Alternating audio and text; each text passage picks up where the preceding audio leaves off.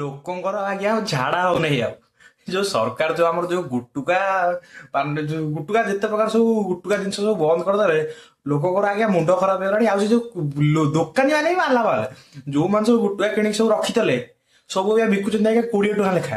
ଯୋଉ ଗୁଟୁକା 5 ଟଙ୍କା ଲେଖାରେ ବିକୁଥିଲେ ତାକୁ ଆଜ୍ଞା ବିକୁଛନ୍ତି ଆଜ୍ଞା 20 ଟଙ୍କା ଲେଖା। ଆଉ ଲୋକ ବି ତ ବାଉଡା କାହାର ଝାଡା ହଉନାହିଁ, କାହାକୁ ନିଦ ହଉନାହିଁ, କାହାର କେତେ ପ୍ରକାର ଟେନସନ ଆଜ୍ଞା ଦୁନିଆରେ ସବୁ 20 ଟଙ୍କା ଦେଇ ଗୁଟୁକା ଆଜ୍ଞା କିଣୁଛନ୍ତି। ସରକାର ଯାହା କଲେ ଭଲ ଜିନିଷଟା କଲେ, କିନ୍ତୁ ବାକି ରହିଲା ଦେଖିବା ମଦ କେବେ ବନ୍ଦ ହଉଛି।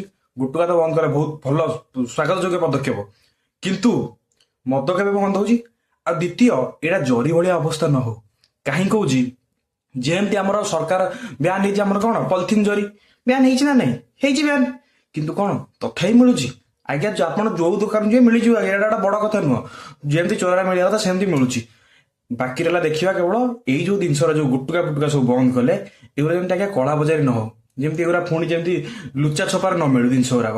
ବ୍ୟାନ୍ ହେଇଛନ୍ତି ରିଏଲି ଗୋଟେ ଜେନୁଇନଲି ବ୍ୟାନ୍ ହଉ, ସତରେ କୋଉଠି ଏଗୁରା ନ ମିଳୁ, ଲୋକମାନେ ଆଉ ଖାଇକି ନ ମରନ୍ତୁ। ଏତିକି ହେଲା କଥା ଆଜ୍ଞା। ଆଉ ଯୋଉ ଜନତା ଆଉ ଏଇଟା ବି ଗୋଟେ କଥା, କୋଉଦିନ ମଦ ଆଜ୍ଞା ବନ୍ଦ ହବ, ଏଇଟା ହେଲା ସବୁଠୁ ବଡ କଥା। ସରକାର ସତରେ ମଦ ବନ୍ଦ କରିପାରିବେ ତ? ଭୋଟ ବା ମିଳୁଛି ନା ତାଙ୍କୁ, ସେଥିରେ ରାଜସ୍ୱ ଆସୁଛି। ଦେଖିବା କେବେ ସରକାର ବନ୍ଦ କରୁଛନ୍ତି।